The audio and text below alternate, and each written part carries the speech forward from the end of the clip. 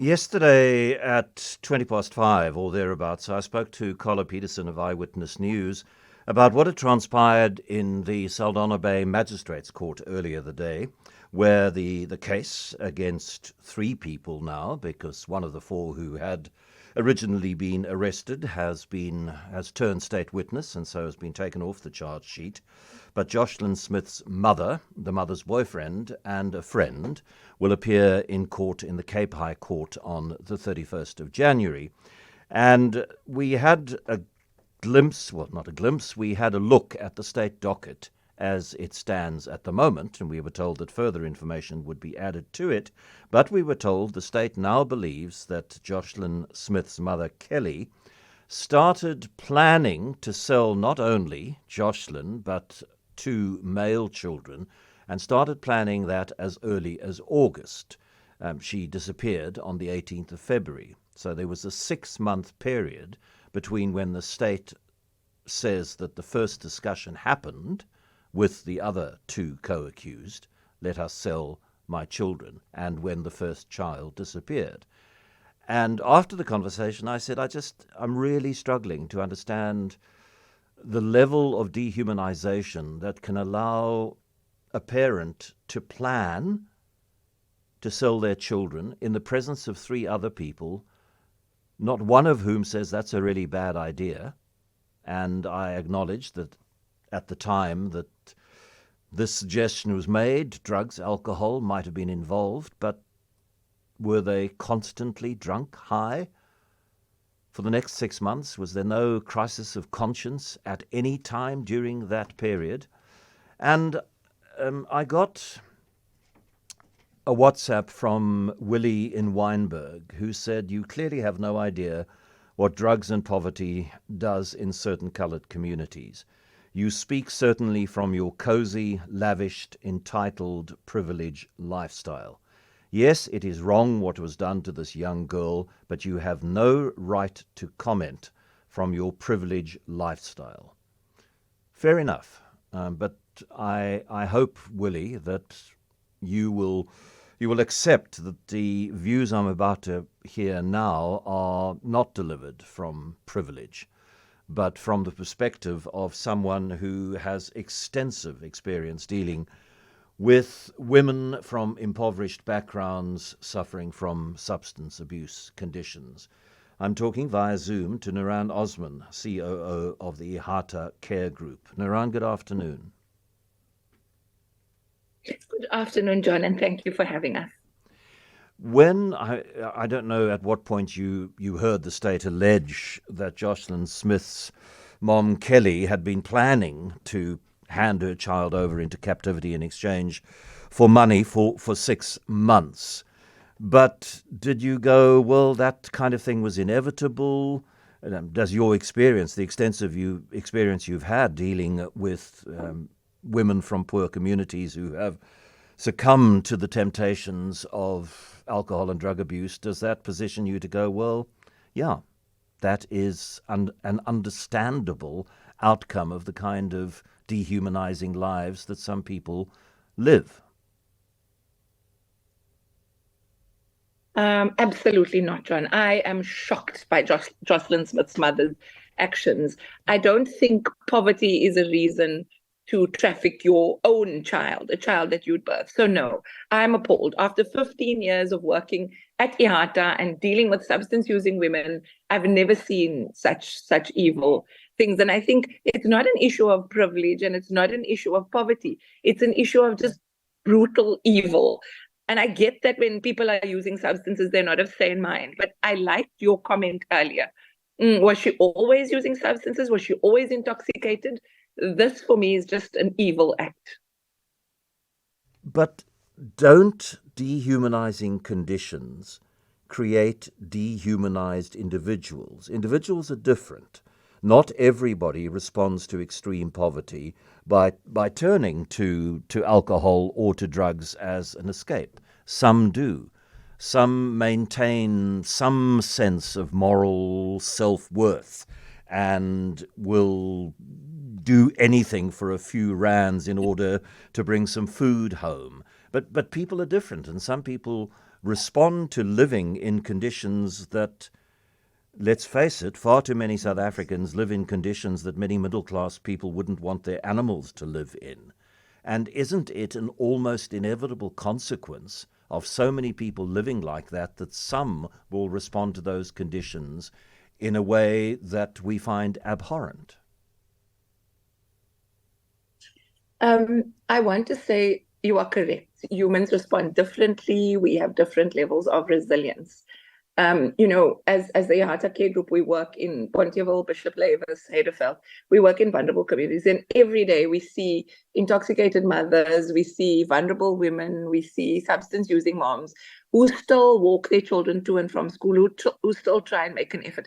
I can't help but think this has to do with greed more than anything else, John, because how much do you need for substances? We have women coming to collect glass bottles and then getting the day's kind of banky. But the kind of money that you're talking about with human trafficking, also, the fact that you may never see your child again, also that your child may be violated. For me, forgive me, but I struggle. I'm not a judgmental person in my nature, but I struggle to accept that this is in any way linked to circumstances, because there are people living in far worse circumstances, and I don't want to compare people's suffering, who would not do this kind of thing. Somehow I cannot wrap my head around this crime, this heinous crime being an issue of, we're all victims to circumstances. Whether people of color or not, everyone has a story to tell. We all live, by the kind of butts of our trauma. Everyone has experienced some level of trauma. But there are just certain things that you will not do. And for me, this is just absolutely evil. And I can't even begin to think of a justification other than greed. It's lots of money. It's a beautiful little girl. What else could possibly have driven her to this? And also the trauma of this child. Did this child know she was going to be sold? Did this child ever feel safe with this woman? I cannot begin to understand why anybody would act in this way. Okay, let's take Kelly Smith and what she's alleged to have done out of the conversation then, and talk more broadly about poverty and its impact on people. Again, we agree that not everybody responds to living in these dreadful conditions in the same way. But and it's also true that in middle class and in wealthy suburbs, there are people who turn to alcohol and drugs. This alcoholism, drug abuse, drug addiction is not a problem only of poverty. It spreads across all income classes. But is there not a case to be made for one of the many reasons why we need to work more urgently to make more South Africans less poor, is that it reduces the risk of people becoming addicted to whatever substance they become addicted to, and then acting in non-social, self-harming, other harming ways as a result? So yes and no. I mean, I want to say you're absolutely right. I do think anybody can fall prey to substance use disorder. I've just returned from a conference in the Philippines where we were talking about trauma and substance use disorder. And so I think underlying substance use disorder is often trauma. And it seems vulnerable communities seem more susceptible to trauma for various reasons. And we need another whole show to talk about this. But I am concerned that we use trauma as a justification for substance use disorder. And then we do heinous things under the guise of being substance dependent. We are a very traumatized nation. South Africans haven't had the softest lives, and so it's been very hard. Does it kind of justify? And if it is that Joshlin's mother is a traumatized adult or had a traumatic childhood, there are services. We must stop saying there are no services. There are services. There are Tutuzela centers. There's free counseling at police stations, etc. But I don't necessarily know what underlies all of what's going on with her. I'm just saying that there is help. We must seek help. We must stop living in denial. And as South Africans, we need to start taking responsibility for our lives. And I get that poverty is systemic, and I get that many people suffer because of poverty. But many people also, and I could get into big trouble for saying this, but many people also choose to be poor. Many people also choose their circumstances. I can't help, John, but just to throw in that one wonders if when these children were conceived, if their mothers were intoxicated, because birth should be a beautiful experience. Bonding. I have 4 children myself, and I would die for them. It doesn't seem the same for women who are vulnerable and women who are poor and those sorts of things. But even there's services to support doulas in the hospitals, social workers and those sorts of things. So are we always going to blame circumstances, or are we going to also take responsibility for our role in the mess that we sometimes find ourselves in? Because if what the state is saying is proven in court, accepted by a judge at the end of the trial, then it's not just Kelly Smith. There are her boyfriend, her partner, a friend, and the other friend who's now turned state witness, whether that's as a result of a crisis of conscience or whether it's a sort of more cold-blooded, let me tell what happened and I won't be in as much trouble as the other 3. So, I mean, there's a quartet of people sharing a common evil purpose. And, Yes. I don't know whether 4 people committed to the same evil path makes it more difficult to get off that path than if there'd been only one person who might have thought about it more. But, maybe there's a sense of egging each other. I don't know. I can't understand how this thing happened. You and me both, John, and that's why I'm saying for me, the only thing that can make sense at this point is greed. There's a lot of money. Who knows what this beautiful blue-eyed little girl was sold for? Who knows where she is right now? And that bothers me too, because if they know, they need to say so that we can help the little girl. But 100,000 rand split between 4 substance using persons, assuming they're all substance using, is 25,000 rand each. That's a lot of drugs, and a lot of drugs to get excited about when you're substance dependent, considering that, they may, before, as we say on the Cape Flats, they may have to scuttle, for their next 25 rand hit.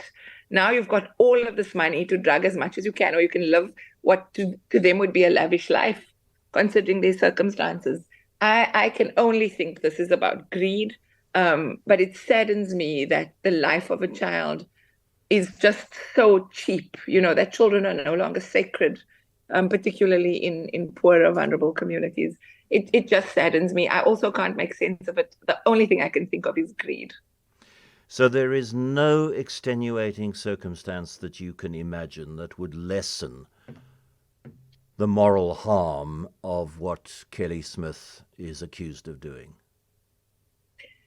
I'd like to think up in Islam, and I'm a Muslim, so in Islam we have a tradition of thinking the best of people before the worst. It's making 70 excuses for someone before, chastising the person. But it's your child. It's your baby. She's beautiful. She's in grade 1. For goodness sake, she deserves all the love and protection in the world. And you trade her out for money. She's not a commodity. She's a human. It's not a Tupperware. It's not a plastic. It's not something you can replace. It is your child. So unfortunately, for as many times as I'd like to think through trauma, I'd like to think through circumstances, poverty, substance use disorder, and all the other social ills that I work with daily, I'm still shocked and appalled that a little baby girl could be treated as a commodity. So unfortunately, as deeply as I dig to find possible excuses or justifications, I can't find any. As a mother myself, as a foster parent to so many children, almost 18 of them, I think, here at Ihata, I cannot find good reason other than greed, other than just pure evil. Nuraan, thank you. I don't know, what is it, the 15, 18 minutes or whatever it is, nearly 20 minutes that you and I have been talking has, I think, been exceptionally powerful. And I'm certainly getting that impression from the listeners who are responding to the passion, to the conviction, to the compassion in your voice. Thank you very, very much indeed. Thank you, John. Nuraan Osman is the CEO of the Ihata Care Group.